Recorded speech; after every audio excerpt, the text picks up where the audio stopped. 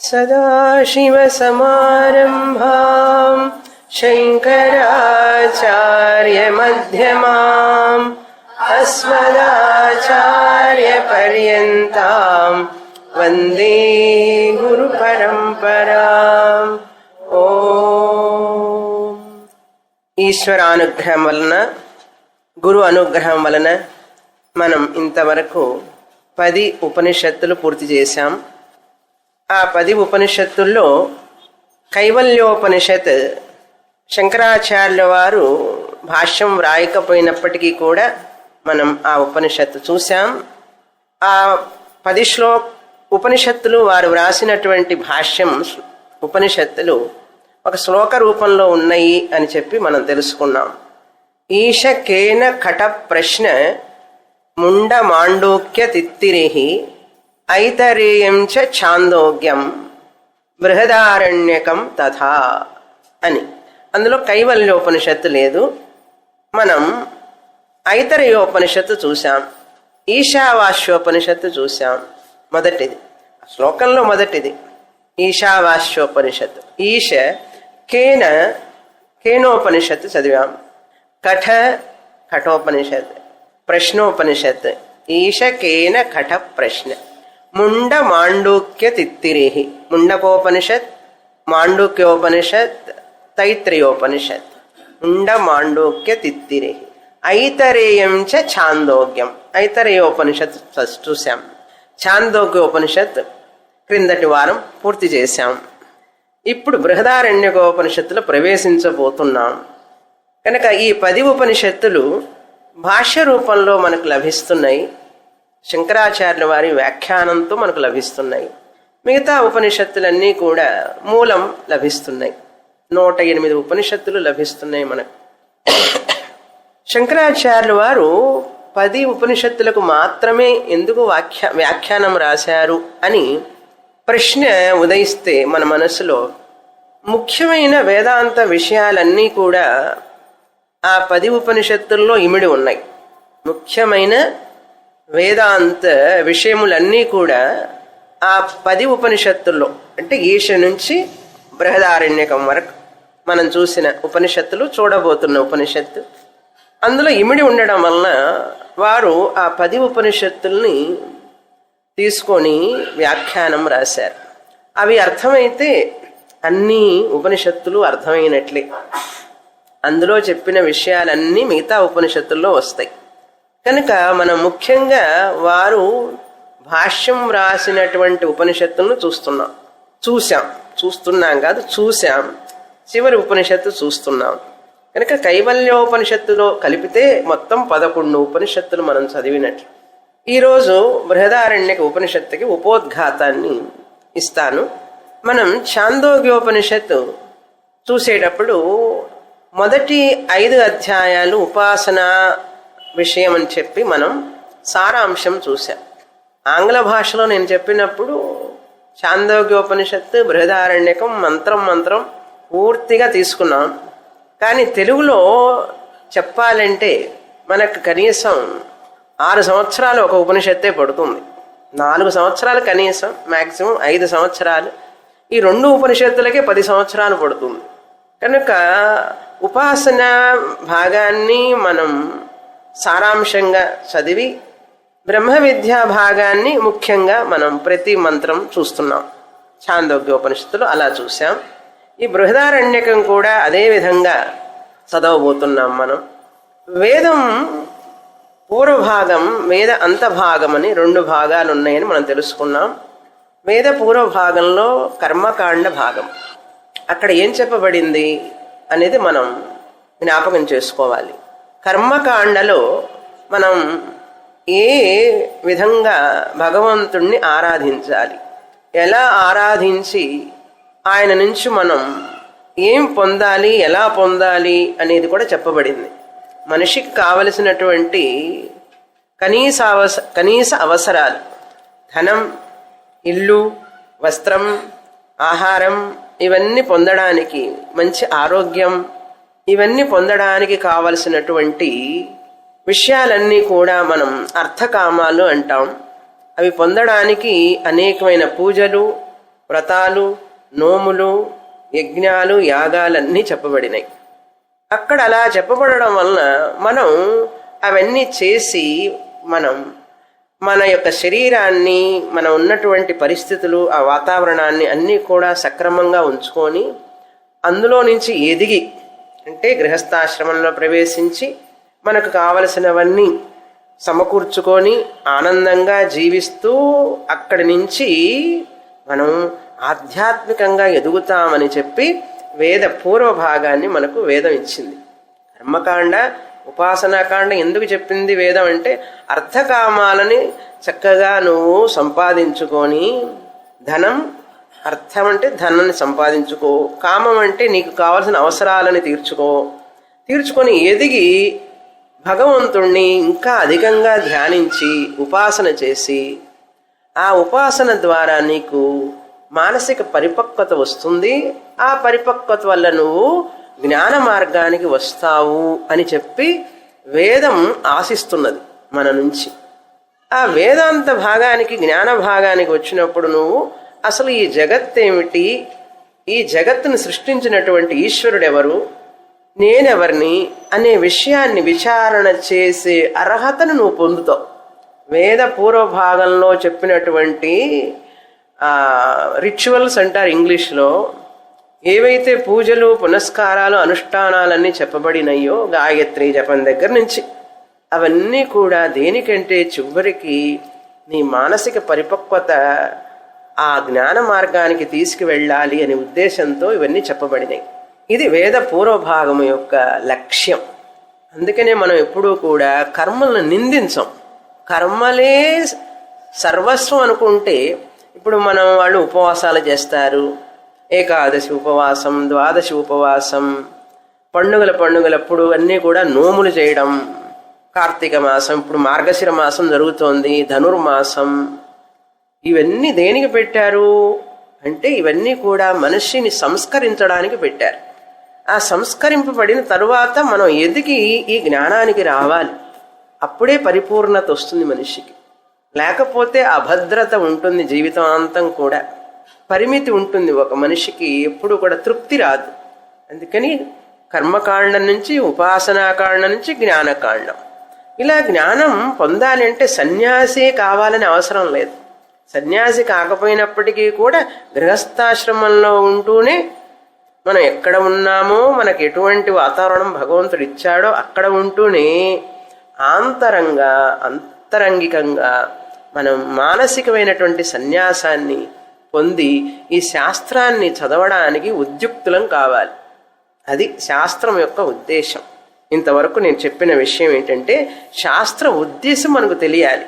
వేదాల యొక్క ఉద్దేశం ఏమిటి, ఏ సందేశాన్ని ఇస్తుంది వేదం, అది తెలుసుకోవాలి. మనం అది తెలుసుకుంటున్నాం. మనం ఈ క్లాసులకు వచ్చినప్పటి నుంచి మనం ఏం తెలుసుకుంటున్నాం, మానవ జీవన యొక్క గమ్యం ఏమిటి, ఈ గమ్యాన్ని చెప్పడానికి వచ్చినవే వేదాలు, 4 వేదాలు. ఆ వేదాలలో చెప్పినటువంటి గమ్యాన్ని మనం చక్కగా అర్థం చేసుకోవాలి. ఎలా అర్థం చేసుకుంటాం, గురుముఖంగా చదివితే మనం అర్థం చేసుకుంటాం. మీరు చక్కగా అర్థం చేసుకుంటున్నారు.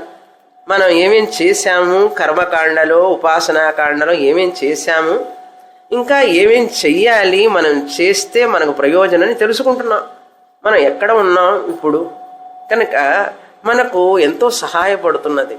ఏదో పూర్వజన్మ సుకృతం వల్ల మనం అన్నీ చేసి ఈ స్థితికి వచ్చి ఇక్కడ వేదాంతానికి, జ్ఞాన మార్గానికి వచ్చాం మనం. కనుక అటువంటి జ్ఞాన మార్గం మనకి వచ్చిన తర్వాత ఇప్పుడు ఆ వేదం మాత మీద ఇంకా ఇంకా మనకు అధికమైనటువంటి భక్తి, శ్రద్ధ పెరుగుతున్నాయి, ఇంకా ఇంకా పెరుగుతాయి. అది వేదం యొక్క గమ్యం. ఇది కర్మకాండ, ఉపాసనాకాండ. ఇప్పుడు మనం జ్ఞానకాండని చూస్తున్నాం. అర్థమైంది కదా? ఈ విధంగా మనం వేదాల యొక్క ప్రాముఖ్యతని మనం తెలుసుకొని దాని ప్రకారంగా జీవించాలి. జ్ఞానకాండంలో ఉపనిషత్తుల భాగం అనేటువంటిది ఆత్మవిద్యని గురించి చెప్తుంది. ఈ జగత్తు, ఈ నేను, ఈ ఈశ్వరుడు, ఈ సృష్టి చేసినటువంటి ఈశ్వరుడు, దీనికి కారణం ఈశ్వరుడు, పరమాత్ముడు, వీటి గురించి తెలుసుకోవాలి. ఈ మూటికి మధ్యలో ఉన్నటువంటి సంబంధాన్ని గురించి తెలుసుకునేదే ఆత్మవిద్య, బ్రహ్మ విద్య. అది ఆత్మ జ్ఞానాన్ని ఇస్తుంది. విద్య అంటే ఇక్కడ జ్ఞానం. ఛాందోగ్యోపనిషత్తులో మనం విద్య అంటే ఉపాసన అని తెలుసుకున్నాం. ఇక్కడ విద్య అంటే జ్ఞానం. కనుక విద్య అనే దానికి రెండు అర్థాలు ఉన్నాయి. ఉపాసన అని ఉన్నది, జ్ఞానము అని ఉన్నది. కనుక ఉపనిషత్తులో చెప్పబడింది జ్ఞాన విషయం, కర్మకాండలో చెప్పబడినటువంటిది కర్మల విషయం, ఉపాసనాకాండంలో చెప్పబడినటువంటిది ధ్యాన విషయం, ఉపాసనా విషయం. ఉపనిషత్తుల్లో చెప్పబడినది జ్ఞాన విషయం. అప్పుడు మనిషికి పరిపూర్ణత వస్తుంది జీవితంలో. ఎప్పుడు వస్తుంది పరిపూర్ణత? కర్మలు చేసి, మంచి కర్మలు చేసి, సత్కర్మలు చేసి, సాధువుల సజ్జనుల సాంగత్యం వలన పరిపక్వతను చెంది ఉపాసన చేస్తే మనిషి ఈ యొక్క ఆధ్యాత్మిక జ్ఞానానికి తయారవుతాడు అని. ఇప్పుడు అక్కడ భజన చేస్తున్నారు చూసారా, వాళ్ళందరూ కూడా తయారవుతారు చిన్నగా. అక్కడ గుడిలోకి వెళ్తున్నారు కొంతమంది చూసారా. అవన్నీ కూడా అవసరం మనిషికి. ఆ వ్యక్తులకి వాళ్ళ పరిపక్వతను అనుసరించి వాళ్ళకు అవసరం అవి. ప్రతి ఒక్క దైవ కార్యక్రమం మనిషిని భగవత్ సన్నిధిలోకి అంటే ఆత్మజ్ఞానానికి తయారు చేస్తున్నది.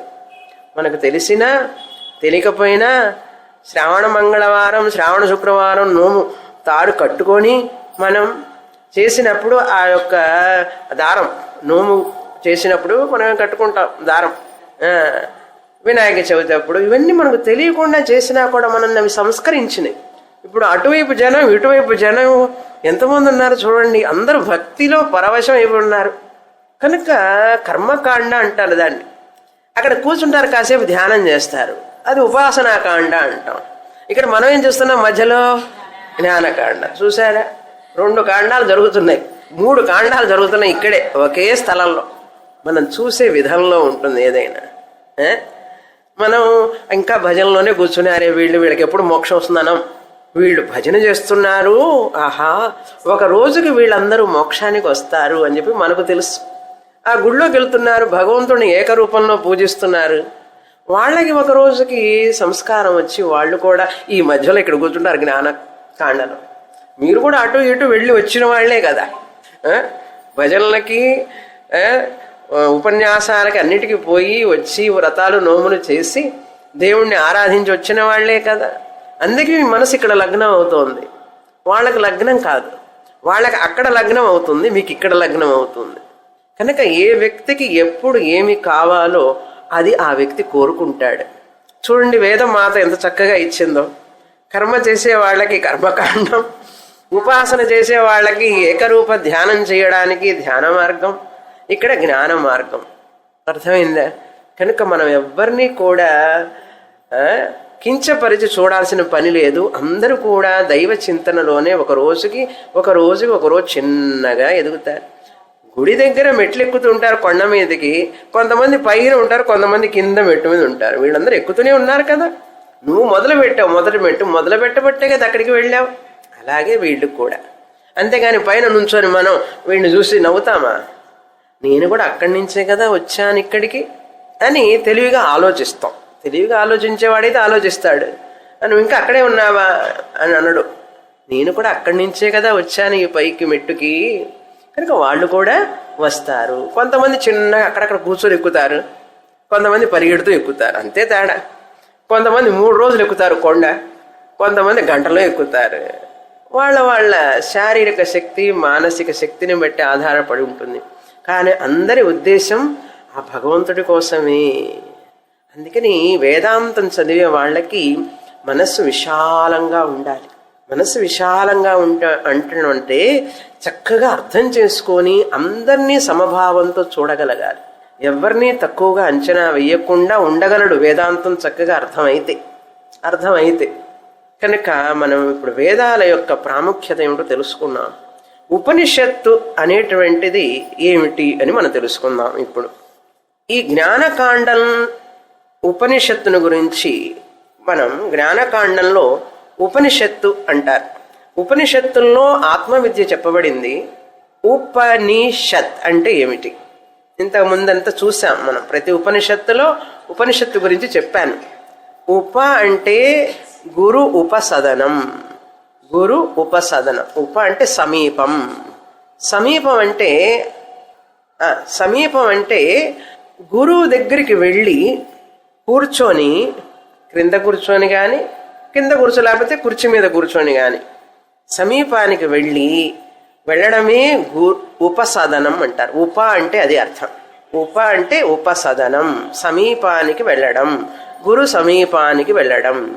గురువు అంటే ఎవరండి అని ప్రశ్న వేస్తే, ఎవరికైతే గురువు ఉంటారో ఆయనే గురువు. ఇప్పుడు మనకు ఒక గురువు ఉన్నారంటే ఆయనకు గురువు ఉండాలి, లేకపోతే ఆమెకి గురువు ఉండాలి. ఎవరికైతే గురువు ఉన్నారో వారే గురువు అవుతారు. గురువు లేని వారు గురువు కాకూడదు, కాలేరు. అయినా కూడా వాళ్ళ వలన ప్రయోజనం ఉండదు.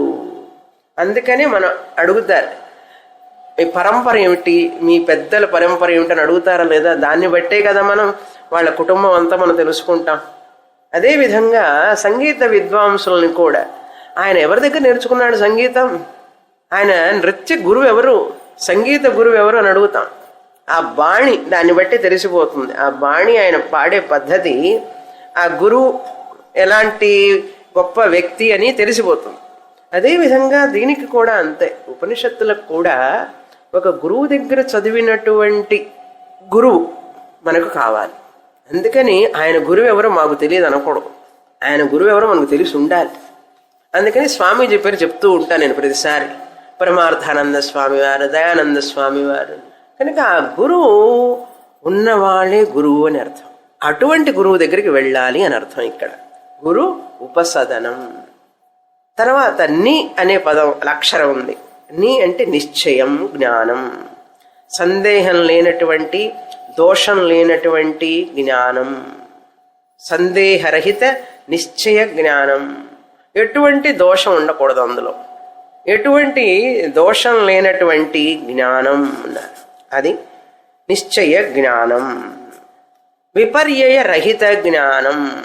విపర్యయ అంటే ఎటువంటి వేగ్నెస్ అంటారు ఇంగ్లీష్లో, సందేహాలు దోషాలతో కూడినటువంటి జ్ఞానం కాదు నిజమైన జ్ఞానం. విపర్యయం అంటే మన యొక్క పాత అలవాటు గ్రహపాటు అంటారు చూసారా, అలవాట్లలో గ్రహపాటు. కొన్ని మనకు తెలియకుండానే కొన్ని అలవాట్లు ఉంటాయి మనకు.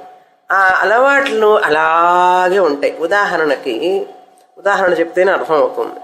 ఉదాహరణ చెప్పి తర్వాత చెప్తా. ఏమిటది అంటే, ఒక అల ఉన్నది, సముద్రంలో అలలు వస్తున్నాయి. ఆ అల తనలో తాను అనుకుంటున్నది, ఏమని, నేను వెనక అలల వల్ల ధాటికి తట్టుకోలేకపోతున్నాను, నేను చిన్న అలని, నేను కనుమరుగైపోతాను కాసేపట్లో, నేను ఈ గాలి తాకిడికి తట్టుకోలేకపోతున్నాను, నాకు పుట్టుక ఉన్నది, మరణం ఉన్నది, కొంతసేపట్లో నేను చనిపోతాను అని అనుకుంటున్నది అలా. అందుకని చాలా ఇన్సెక్యూరిటీగా ఫీల్ అవుతోంది. అవన్నీ పెద్ద అలలు, నేను చిన్న అలని. అట్లా తనను తాను పోల్చుకుంటున్నది మిగతా వాటితో. తన యొక్క పరిమితిని గురించి ఆలోచించి దిగులు పడుతోంది. ఎవరు అలా. ఇప్పుడు ఆ అలకి జ్ఞానం వచ్చింది అనుకోండి. ఏం జ్ఞానం? నేను నీటి స్వరూపాన్ని అల రూపంలో ఉన్నాను. ఇప్పుడు నేను చిన్న అలనైనా పెద్ద అలనైనా అసలు నాకు పుట్టుకే లేదు. నేను కనపడకుండా పోయినా కూడా అలని నీరుగానే ఉంటాను. నేను అసలు అల అనేది నా రూపం కాదు. అల అనేది తాత్కాలికంగా నీరునైనా నాకు పెట్టిన పేరు ఆ ఆకారానికి. జాగ్రత్తగా వినండి.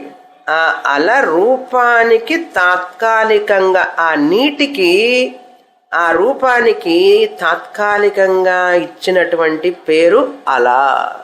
నిజంగా ఆ అల నీరే. జ్ఞానం వచ్చేసింది అలకి. వచ్చేటప్పటికి ఆనందంగా ఉంది. ఎన్ని అలలు వచ్చినా సరే, ఎన్ని అలల రూపంలో ఉన్నా సరే నేను నీటి రూపమే.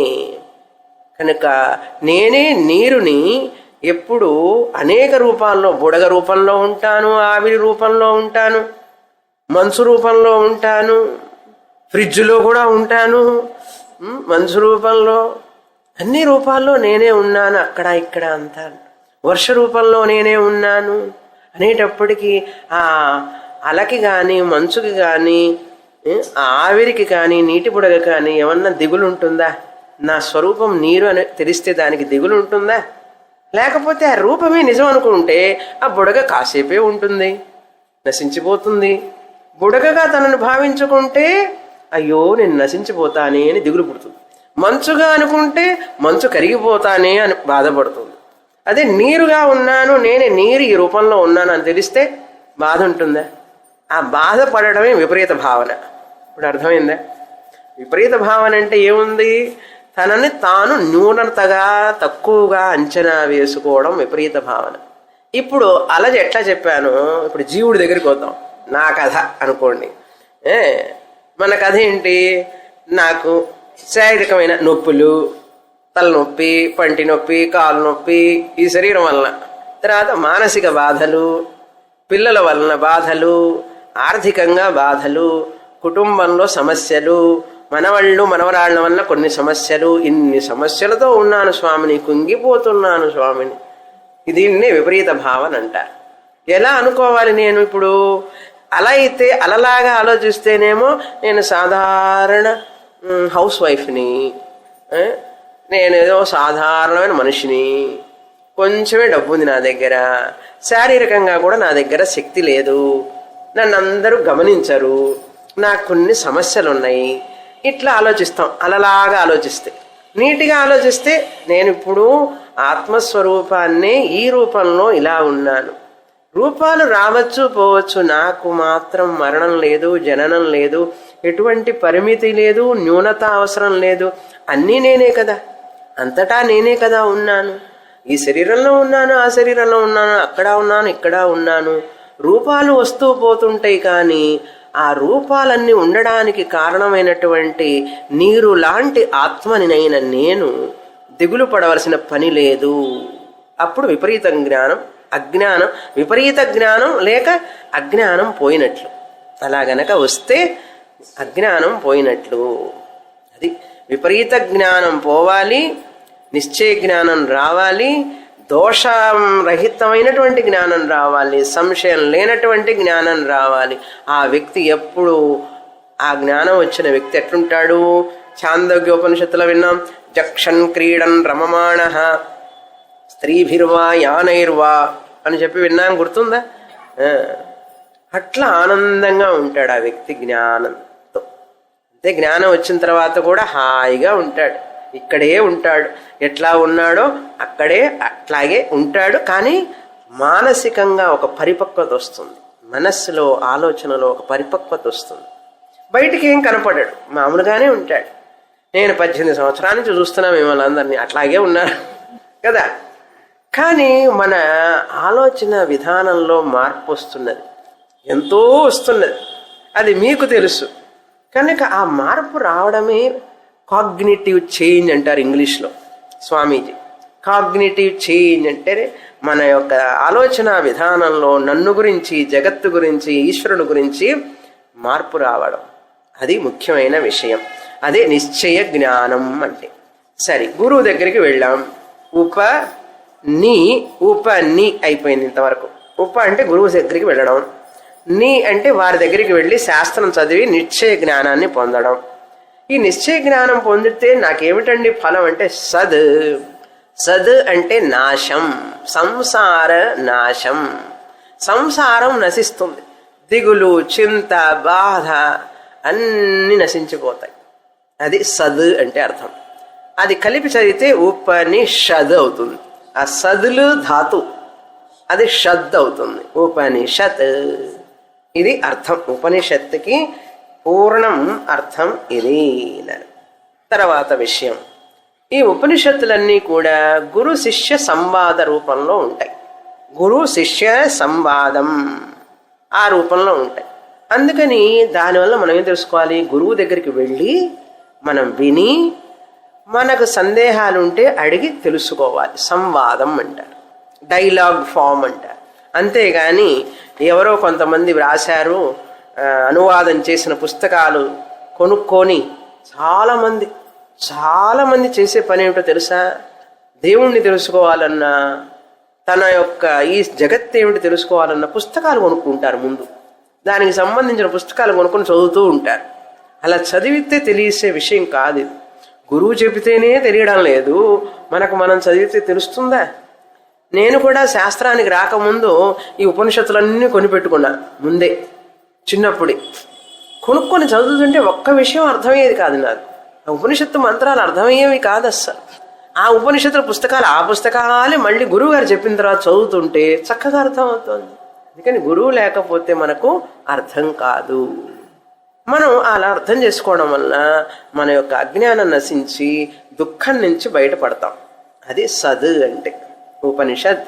ఈ గురు శిష్య సంవాద రూపంలో ఉన్నది కనుక నేను కూడా గురుముఖంగానే నేర్చుకోవాలి. ఎంతకాలం పడుతుంది అంటే ఎంతకాలం పట్టినా సరే జ్ఞానం పొంది తీరాలంతే. గురువు ఎంతకాలం చెప్తే అంతకాలం నేను వింటూనే ఉంటాను. బాగా ఇంకా ఇంకా అర్థం అవుతుంది చక్కగా వింటే అని తీవ్ర ప్రయత్నం చేసే వ్యక్తికి మాత్రమే జ్ఞానం వస్తుంది అని మనం తెలుసుకోవాలి. ఇప్పుడు ఛాందోగ్య ఉపనిషత్తు, బృహదారణ్యక ఉపనిషత్తుకి మనం కంపారిటివ్ స్టడీ కొంచెం సేపు. ఛాందోగ్య ఉపనిషత్తు పెద్దదే, బృహదారణ్యక ఉపనిషత్తు పెద్దదే.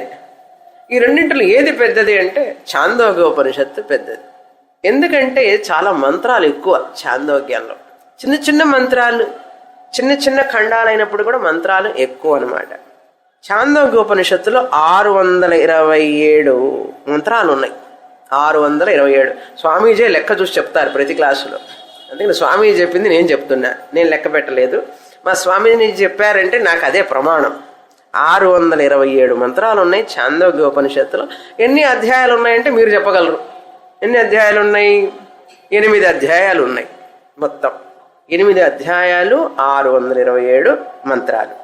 బృహదారణ్యకోపనిషత్ 434 మంత్రాలు. 434 మంత్రాలు. ఇందులో 6 అధ్యాయాలు ఉన్నాయి. 6 అధ్యాయాలు 434 మంత్రాలుగా చెప్పబడింది.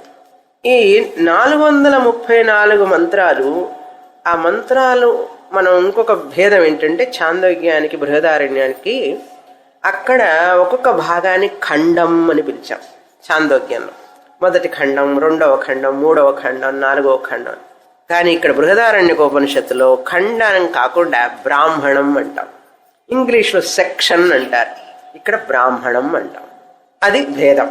మంత్రాల భేదం ఉంది, అధ్యాయాల భేదం ఉంది, తర్వాత ఖండం బ్రాహ్మణం అని భేదం ఉంది. అవునా? ఇప్పుడు ఈ 6 అధ్యాయాల్లో అంటే బృహదారణ్యకంలో మనం ఏం చదవబోతున్నాం అంటే మొదటి అధ్యాయంలో ఒక బ్రాహ్మణం. మొదటిసారి స్వామీజీ పూర్తిగా చెప్పారు, నేను మొదటిసారి ఇంగ్లీష్లో పూర్తిగా చెప్పాను ఛాందోగ్యం బృహదారణ్యం. వారు రెండోసారి చెప్పేటప్పుడు సెలెక్టెడ్గా చెప్పారు మంత్రాలు. అంటే కొన్ని ఎంచుకున్నారు మంత్రాలు, కొన్ని ఖండాలు, కొన్ని మంత్రాలు ఎంచుకొని చెప్పారు. నేను కూడా వారు చెప్పినవే ఆ ఖండాలే ఆ మంత్రాలే చెప్తాను. అది నా పద్ధతి. స్వామీజీ ఏం చెప్తే అది చెప్పడమే నా యొక్క లక్ష్యం. కనుక ఇప్పుడు మనం మొదటి అధ్యాయంలో ఒక బ్రాహ్మణం చూస్తాం, తర్వాత 2వ అధ్యాయం, 3వ అధ్యాయం, 4వ అధ్యాయం పూర్తిగా చదువుతాం. 6 అధ్యాయాల్లో మొదటి అధ్యాయంలో ఒక బ్రాహ్మణం, 2, 3, 4 అధ్యాయాలు పూర్తిగా చదువుతాం. చాలా ముఖ్యమైన బ్రాహ్మణాలు, మిగతావి కూడా ముఖ్యమే. 5, 6 అధ్యాయాలు అనేక విషయాలు చెప్పబడినాయి. అక్కడ మిస్లేనియస్ అంటారు, చూసారా? అనేక విషయాలు యొక్క కదంబం అంటారు, చూసారు? కదంబమాల. కదంబంలో అనేక రకాల పూలు, అనేక రకాల ఆకులన్నీ వేసి కడతారు. అట్లాంటిది అనమాట 5, 6 అధ్యాయాలు. కదంబమాల లాంటిది. 2, 3, 4 అధ్యాయాలు మాత్రం బ్రహ్మ విద్య సాలిడ్ ఎస్సెన్స్ అనమాట. కనుక అలా చదువుతాం మనం.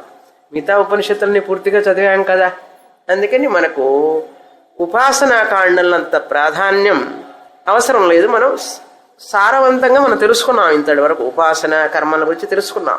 ఇంతకంటే తెలుసుకోవాల్సిన పని లేదు బ్రహ్మ విద్య కావాలనుకున్న వ్యక్తికి. జ్యోతిష్ఠోమ యాగం చెయ్యాలంటే అవి చదవాలి. ఆ యాగాలు చేయాలంటే సోమయాజి యాగం చెయ్యాలంటే అవన్నీ చదవాలి. అవన్నీ ఇట్లా ఉంటాయని చెప్పి తెలుసుకున్నాం, అది చాలు మనకు. ఎందుకంటే మనకు ఆయుష్ ఈ యొక్క జీవనం లోపల మనం ఆ బ్రహ్మ విద్యని కూలంకషంగా బాగా గ్రహించాలి. కనుక మనం సారాన్ని, హంస ఎట్లాగైతే సారాన్ని తీసుకుంటుంది, చూడండి, నీళ్లు వదిలిపెట్టి సారాన్ని తీసుకుంటుంది. మనం కూడా అలాగే హంసలాగా సారాన్ని గ్రహించాలి, జ్యూస్ని అనమాట. అది విషయం. ఇక్కడ చదివేటప్పుడు మనం ఎట్లా చదవాలి అనేది మళ్ళీ గుర్తు చేసుకోవాలి. మనస్సుని ఆ శాస్త్రానికే ఇవ్వాలి అధికంగా. అలా ఇస్తే శాస్త్రమాత మనకు చాలా ఉపయోగపడుతుంది. అధికంగా శాస్త్ర చింతన చేయాలి. సరి అయినటువంటి సమయాన్ని ఇవ్వాలి. క్వాలిటీ టైం అంటారు. ఎంత చదివామనేది కాదు, క్వాంటిటీ కాదు ముఖ్యం, క్వాలిటీ కావాలి. రెస్ట్లెస్గా ఉండి మనస్సు ఏదో కష్టంగా ఉండి అది సీడీ చేస్తాం, స్వామిని సీడీ, ఎప్పుడు కావాలంటే అప్పుడు ఆన్, ఎప్పుడు కావాలంటే అప్పుడు స్టాప్. అట్లా కాకుండా మనం ఒక క్వాలిటీ టైంని, ఇన్ని గంటలు ఇప్పుడు నాకు ఇది శ్రవణం టైం, క్లాస్కి వెళ్ళడం కాకుండా ఇంట్లో కూడా ఈరోజు నేను ఈ సమయాన్ని ఈ సీడీ వింటాను, నోట్స్ చదువుతాను అని చెప్పి సమయాన్ని ఇవ్వాలి.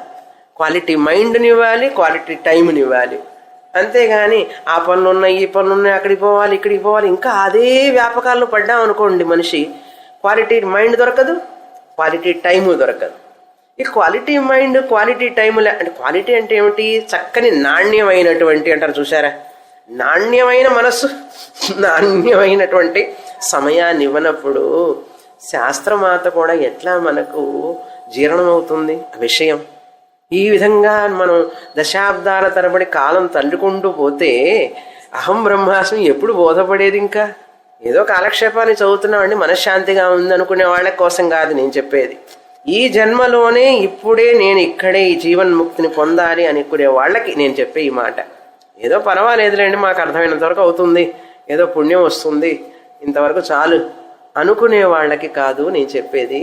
ఉపనిషత్తు చెప్తున్నది తీవ్ర ముముక్షువులకి నేను చెప్పే విషయం అంటూ. అందుకని మీకు శాస్త్రమాత చెప్పే విషయం నేను చెప్పాలి కదా, అందుకని చెప్తున్నాను. తర్వాత విషయం, ఇప్పుడు ఎన్ని బ్రాహ్మణాలు ఉన్నాయని తెలుసుకున్నాం, మనం ఏమేమి చదవబోతున్నామని తెలుసుకున్నాం. ఇప్పుడు శాంతి మంత్రంలో ప్రవేశిస్తాం. 4 వేదాలు, ఏ ఉపనిషత్తులు ఏ వేదానికి చెందినవి ఒకసారి గుర్తు చేసుకుందాం. మళ్ళీ మీకు గుర్తుండి ఉంటుంది, కానీ నా కోసం మళ్ళీ చెప్పుకుంటాను ఒకసారి. ఐతరేయోపనిషత్ మొదటి వేదానికి సంబంధించినది, ఋగ్వేదానికి సంబంధించినది. మనం అది చివరిగా చూసాం. బృహదారణ్యకానికి ముందు ఛాందోగ్యం, ఛాందోగ్యానికి ముందు ప్రశ్న, అప్పుడు ఆ సమయంలో మనం ఐతరేయం కూడా పూర్తి చేశాం. అలా మనం చదివినప్పుడు ఈ యొక్క ఐతరేయోపనిషత్తు ఋగ్వేదానికి సంబంధించినది అని తెలుసుకున్నాం. తర్వాత ఉపనిషత్, ఒక ఉపనిషత్తు చదివాం ఋగ్వేదం నుంచి. రెండో ఉపనిషత్తు ఏమిటి? యజుర్వేదం. రెండో వేదం యజుర్వేదం. యజుర్వేదం 2 భాగాలు, కృష్ణ యజుర్వేదం, శుక్ల యజుర్వేదం. కృష్ణ యజుర్వేదం, శుక్ల యజుర్వేదం అంటారు. కృష్ణ యజుర్వేదానికి సంబంధించినవి 2 ఉపనిషత్తులు చదివాం. కఠోపనిషత్తు, తైత్రీయోపనిషత్తు. కఠ, తైత్రీయం 2 కూడా కృష్ణ యజుర్వేదానికి సంబంధించినవి చదివామా? తర్వాత శుక్ల యజుర్వేదానికి సంబంధించింది 1 చదివాం, ఈశావాస్యోపనిషత్తు చదివామా? ఈశావాస్యోపనిషత్తు. ఇప్పుడు బృహదారణ్యకోపనిషత్తు చదువుతున్నాం. అది కూడా శుక్ల యజుర్వేదానికి సంబంధించినది. కృష్ణ యజుర్వేదానికి సంబంధించిన ఉపనిషత్తులు 2, శుక్ల యజుర్వేదానికి సంబంధించిన ఉపనిషత్తులు 2. 1 పూర్తి చేసాం, 1 లాస్ట్ అండ్ ఫైనల్ ఉపనిషత్. ఇంకా దీని తర్వాత ఉపనిషత్తు క్లాస్ ఉండవు. అప్పుడు ఏం చెప్తారు స్వామిని అని అడగండి, ఇప్పుడే, తర్వాత చూద్దాం. ఇది అవ్వడానికి చాలా టైం పడుతుంది. బృహదారణ్యకం 2 ఉపనిషత్తులు శుక్ల యజుర్వేదానికి సంబంధించినవి. ఇప్పుడు యజుర్వేదం అయిపోయిందా? ఋగ్వేదం అయిపోయింది కదా. ఇంకా ఎన్ని వేదాలు ఉన్నాయి? 2 ఉన్నాయి. 3వ వేదం సామవేదం. సామవేదానికి సంబంధించిన ఉపనిషత్తులు 2 చదివాం, కేనోపనిషత్, ఛాందోగ్యోపనిషత్. కేనోపనిషత్, ఛాందోగ్యోపనిషత్. తర్వాత అథర్వణ వేదానికి సంబంధించిన ఉపనిషత్తు ముండకోపనిషత్, ప్రశ్నోపనిషత్, మాండుక్యోపనిషత్. 3 ఉపనిషత్తులు చదివాం. ఇప్పుడు మీరు 4 వేదాలు చదివినట్లు. సామాన్యులా మీరందరూ 4 వేదాలు చదివాం మనం. కనుక ఇటువంటి ఉపనిషత్తులు చదవడం వలన మనకు ఏమిటి ప్రయోజనం అంటే ఆత్మ జ్ఞానం, మోక్షం అని అర్థం. ఇప్పుడు ఈ యొక్క శుక్ల యజుర్వేదానికి సంబంధించిన పాఠం ఒకటి ఉన్నది, శాంతి పాఠం. ఒక్కొక్క వేదానికి ఒక్కొక్క శాంతి పాఠం ఉందని తెలుసుకున్నాం. ఆ శాంతి పాఠం ఏమిటి అంటే పూర్ణమద పూర్ణమిదం పూర్ణాత్ పూర్ణముదచ్యతే అన్నారు. మనం ఏదైతే మంత్రం క్లాస్ అయిపోయిన తర్వాత చదువుతామో అదే శాంతి పాఠం. ఇప్పుడు ఏం చేయాలి మనం? ఇప్పుడు మనం ఏం చేయాలి? క్లాస్ ఆరంభంలోనూ పూర్ణమద చదవాలి, క్లాస్ చివర కూడా పూర్ణమదహాయే చదవాలి. అర్థమైంది కదా? అది శాంతి పాఠం. కనుక ఈ శాంతి పాఠాన్ని గురించి మీకు ఉపనిషత్తు చెప్పినప్పుడు అర్థం చెప్పాను. అక్కడ చాలా కొంచెం కఠినంగా చెప్పాను, ఇప్పుడు కొంచెం కాస్త తేలిగ్గా చెప్పాను. ఈ మంత్రం మీకు తెలుసు కనుక ఇప్పుడు అందరం కలిసి చదువుతాం. పూర్ణమదః తర్వాత అర్థం చెప్తాను. ఓం పూర్ణమదః పూర్ణమిదం పూర్ణాత్ పూర్ణముదచ్యతే పూర్ణస్య పూర్ణమాదాయ పూర్ణమేవావశిష్యతే. ఓం శాంతి శాంతి శాంతి. ఈ శాంతి చెప్పేటప్పుడు పూర్ణమద మంత్రానికి శాంతి శాంతి శాంతి అని చెప్పాలి. ఇది ఒక విశేషం ఇందులో. ఇంకా బాగా స్వరంతో చెప్తున్నాం కానీ ఇంకా ఇంకా బాగా చెప్పాలి. దీనికి అర్థం చూద్దాం. చాలా కష్టమైనటువంటి శాంతి పాఠం. కష్టం అనుకుంటే కష్టం ఏదైనా, తేలిక అనుకుంటే తేలిక. ఎవరికి కష్టం ఎవరికి తేలిక అంటే ఎవరికి కష్టమో ఎవరికి తేలికో ఇప్పుడే అర్థమవుతుంది. ఇప్పుడు మీనింగ్ చెప్తే తర్వాత మీకే తెలుస్తుంది. మీకే కష్టం అనిపిస్తుందో తేలిక అనిపిస్తుందో మీరే ఆలోచించుకోండి. అందుకే తేలికైన అర్థం చెప్తానన్నా. సరే, పూర్ణం అదహ. అదహ అంటే సంస్కృత గ్రామర్లో వ్యాకరణంలో అధశబ్దం, సకారాంత నపుంసకలింగ అధశబ్ద. అదహ అది అని అర్థం. అదహ అంటే అది అని అర్థం. అదహ అము అమూని. ప్రథమ ఏకవచనం, ప్రథమ పురుష ప్రథమా విభక్తి ఏకవచనం అదహ. ద్వివచనం బహువచనం అము అమూని. మనకి ఇక్కడ కావాల్సింది అదహ. అదహ అంటే అది అన్నారు. అదహలో అదిలో ఒక అక్షరం తెలుగులో కలిసిపోయింది ఆ. అదహ అంటే అది అన్నాం. అది అంటే ఏది? ఆ బ్రహ్మము, ఆ పరమాత్మ, ఆ భగవంతుడు. అది పూర్ణము, పూర్ణమైనటువంటిది. పూర్ణం అంటే ఏమిటి? మేము సంక్రాంతికి పూర్ణాలు చేస్తామండి. ఆ పూర్ణాల ఇప్పటి నుంచి ఆలోచిస్తున్నాం సంక్రాంతికి ఏం చేయాలి, ఏమేం చేస్తే పూర్ణాలంటే ఆంధ్రాలో ఎక్కువ తెలుగు వాళ్ళకి చాలా ఇష్టమైనటువంటి భక్ష్యం కదా. ఇంకా పూర్ణాలు చేస్తేనే ఆ పండగ పూర్ణమైనట్లు. ఆ పూర్ణం గుర్తుకొస్తుంది మనకు. ఇప్పుడు ఏం పూర్ణం గురించి మనం ఆలోచించాలి అంటే, పూర్ణం అంటే బ్రహ్మము పరిమితము లేనటువంటిది. పూర్ణం అంటే పరిమితము లేనటువంటి, లిమిట్లెస్ అని అర్థం. ఇన్ఫినిట్, కంప్లీట్ అంటారు ఇంగ్లీష్లో. పూర్ణం అది అర్థం అక్కడ. పూర్ణం అదహ, ఆ బ్రహ్మము పరిమితి లేనివాడు అని అర్థం. స్త్రీలింగమా పుంలింగమా నపుంసకలింగమా అంటే మీ ఇష్టం, మీరు ఏ లింగమైనా పెట్టుకోవచ్చు. అన్ని లింగాలు ఆయనవే. ఎందుకంటే నవరాత్రి వస్తే ఆయన్ని స్త్రీగా పూజిస్తాం. అందుకే చూడండి, నవరాత్రి అప్పుడు మెట్లు 7 మెట్లు 5 మెట్లు 9 మెట్లు అట్లా పెడతారు. బేసి సంఖ్యలో పెడతారు. అదేమిటో బేసి సంఖ్యలో పెడతారు. పెట్టి మొదటి మెట్టు పైనేమో అమ్మవారిని పెడతారు. దేవి నవరాత్రులు కదా. పెట్టి తర్వాత మెట్లో దేవతలు, దశావతారాలు అన్నీ పెడతారు. తర్వాత మెట్లో ఇంకా కొన్ని దేవతలు, చిన్న చిన్న దేవతలు అన్నీ పెడతారు. తర్వాత మెట్లో మనుష్యులు, తర్వాత మెట్లో జీవరాశులు, పక్షులు, ఇవన్నీ పెడతారు. అంటే ఇదేంటి? విశ్వరూపం. ఇదంతా కూడా విశ్వరూపాన్ని గుర్తు చేసుకోవడానికి మనం పెడతాం. కనుక స్త్రీయా పురుషుడా భగవంతుడు అంటే అన్ని రూపాలు ఆయనవే. బ్రహ్మము అని అంటే నపుంసకలింగంలో చెప్పుకుంటాం. పరమాత్మ భగవంతుడు అంటే పుంలింగంలో చెప్పుకుంటాం. నవరాత్రులప్పుడు ఆమెని స్త్రీలింగంగా చూస్తాం. అంతా ఆయనే అయినప్పుడు ఆయనకు ఒక లింగం ఏమిటి? అన్నీ ఆయనే.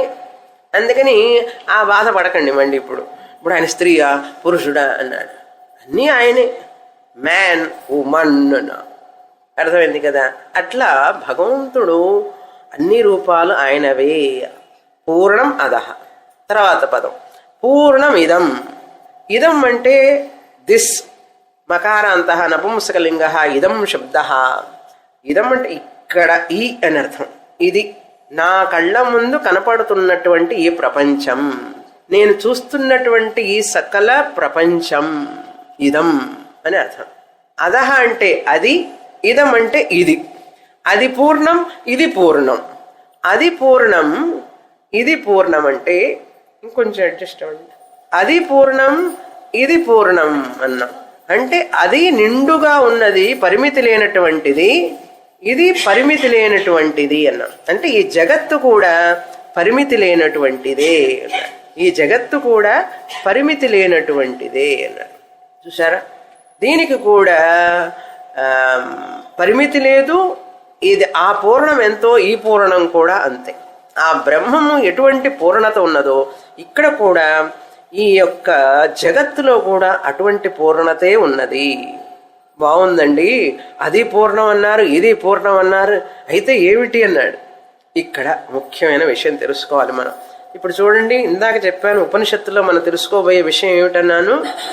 జగత్తు, భగవంతుడు, నేను, ఈ మూడు మధ్యలో ఉన్నటువంటి సంబంధం ఏమిటి? అసలు నేను ఎవరిని, ఎక్కడి నుంచి వచ్చాను, ఎక్కడికి వెళతాను, అసలు ఈ జగత్తు ఏమిటి నా ముందున్నది, ఈ సూర్యుడేమిటి, చంద్రుడేమిటి, పర్వతాలేమిటి, ఈ కొండలేమిటి, కోణలేమిటి, ఇవన్నీ ఏమిటి, అసలు దీన్ని ఎవరు సృష్టి చేశారు అని విచారణ చేసే వాళ్ళకి ఈ ప్రశ్న సమాధానాలు దొరుకుతాయి మనకు. కనుక మనం ఇప్పుడు ఏం విచారణ చేస్తున్నాం? ఆయన పూర్ణం, ఆ బ్రహ్మము పూర్ణం, ఆ పరమాత్ముడు భగవంతుడు పూర్ణం, ఈ జగత్తంతా కూడా పూర్ణం అన్నాడు. ఏమండి, ఇది పూర్ణంగా కనపట్టలేదు కదండి, అన్ని లోపాలే కదండి అందులో. లోపాలు లేవు, పూర్ణమే. ఎట్లాగండి అంటే ఇప్పుడు చూడండి, పూర్ణమద పూర్ణమిదం, మూడో పదం ఏంటి? పూర్ణాత్ పూర్ణం ఉదచ్చతే. మొదటి పూర్ణం నుంచి రెండవ పూర్ణం పుట్టింది, వస్తుంది, వచ్చింది. మొదటి పూర్ణం ఏమిటి? ఆ బ్రహ్మము. రెండవ పూర్ణం ఇదం అంటే ఏమిటి? జగత్తు. ఆ బ్రహ్మము నుండి, మొదటి పూర్ణము నుండి రెండవ పూర్ణమైనటువంటి జగత్తు పుట్టింది. పూర్ణాత్ పూర్ణం, రెండో పూర్ణం ఉదచ్చతే, వ్యక్తమవుతున్నది, కనపడుతున్నది, మన ముందు తెలుస్తున్నది, మనకు తెలుస్తున్నది అని అర్థం. అవునా?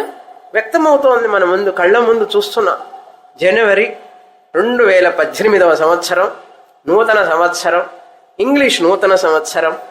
అక్కడ గుడికి జనం వస్తున్నారు, ఇక్కడ భజనలు పాడుతున్నారు, ఇక్కడ ఉపన్యాసం జరుగుతోంది, ఎంత కనపడుతోంది మన ముందు, అన్నీ తెలుస్తున్నాయి. ఇవన్నీ ఎక్కడి నుంచి వచ్చినాయండి? పూర్ణాత్, మొదటి పూర్ణం నుండి ఈ కనపడేదంతా కూడా రెండో పూర్ణం వచ్చింది అన్నాడు. ఎలా వచ్చిందండి అన్నాడు. ఏమండి, బంగారం నుంచి ఆభరణాలు ఎట్లా వచ్చినాయి?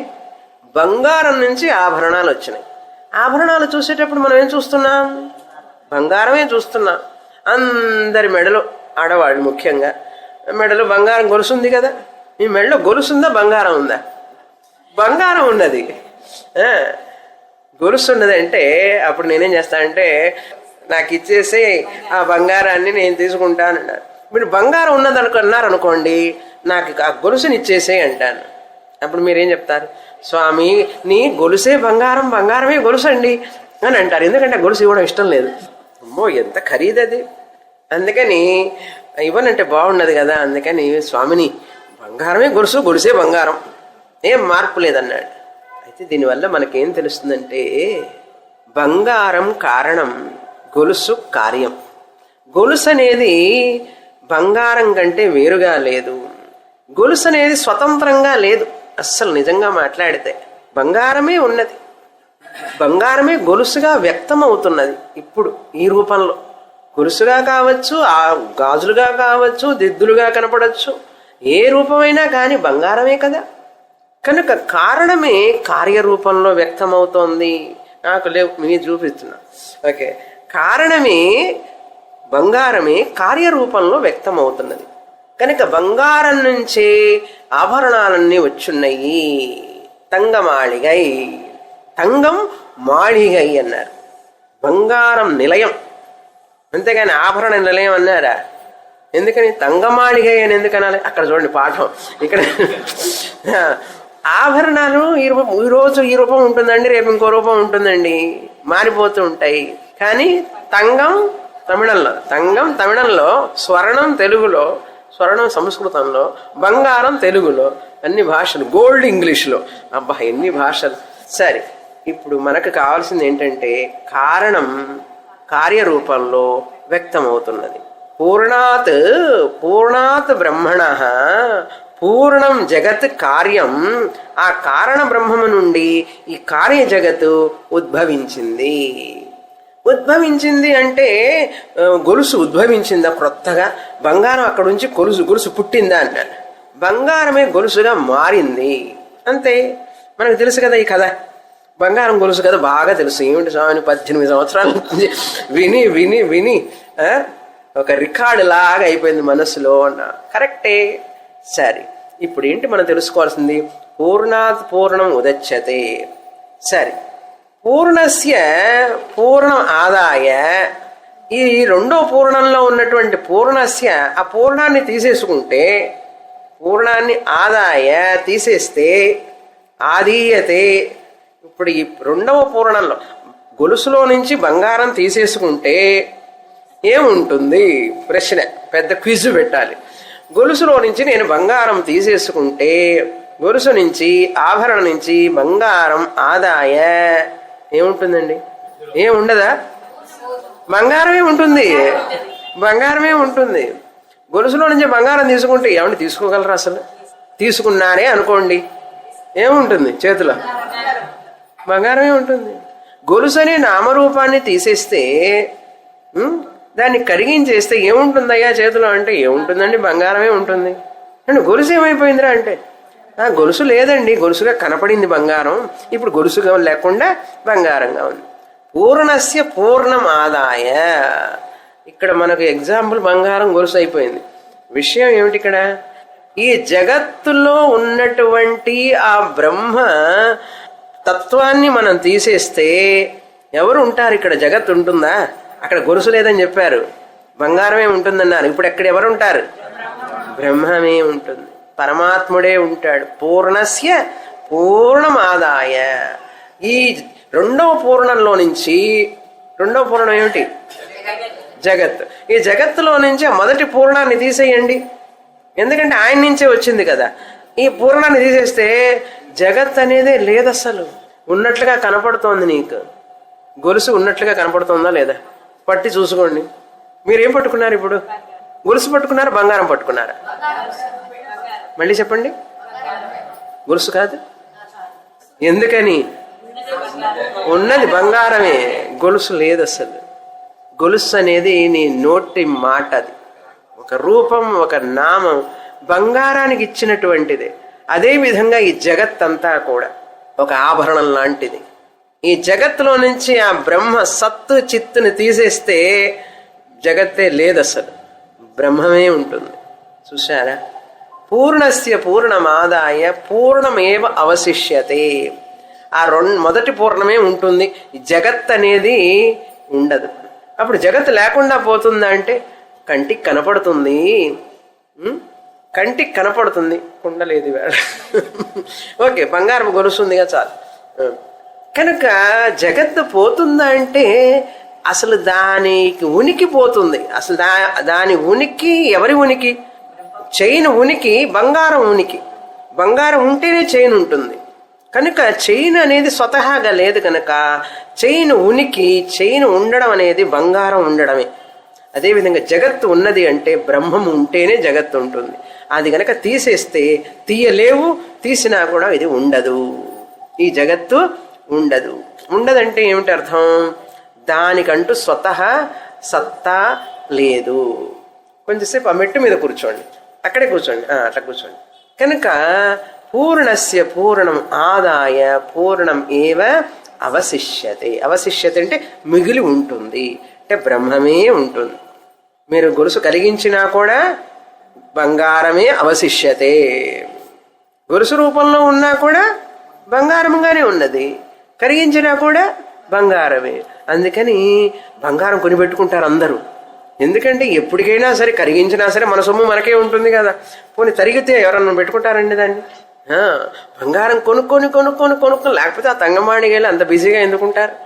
కొనుక్కొని పెట్టుకొని ఇన్నర్ లాకర్స్లో పెట్టుకుంటారా పెడతారా? పెట్టుకుంటే దొంగల భయం. అందుకని ఇన్నర్ లాకర్లో పెట్టి ఎప్పటికైనా సరే అవి మనకు బాగా ఉపయోగపడుతుంది. ఆభరణాల రూపంలోన బంగారం విలువ. అదేవిధంగా ఈ జగత్తంతా కూడా ఆభరణం లాంటిది. భగవంతుడు, పరమాత్ముడు, బ్రహ్మం బంగారం లాంటి వాడు. అందుకే మా బంగారం అండి వీడు అంటుంటారు చూసారా. ఇంకొకటి వచ్చింది ఉదాహరణ, మా బంగారం అండి అంటారు. పిల్లల్ని బాగా మెచ్చుకునేటప్పుడు వీడు నా బంగారం అండి అంటాడు. గొలుసు అనొచ్చుగా, గాజులు అనొచ్చుగా, ఉంగరం అనొచ్చుగా. ఎందుకనో బంగారం అండి అంటే బంగారంలాగా మెరిసిపోతున్నాడు అని.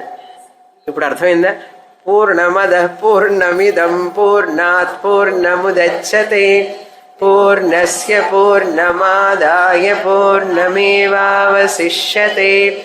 ఓం శాంతి శాంతి శాంతి. హరి ఓం. శ్రీ గురుభ్యో నమః. హరి ఓం.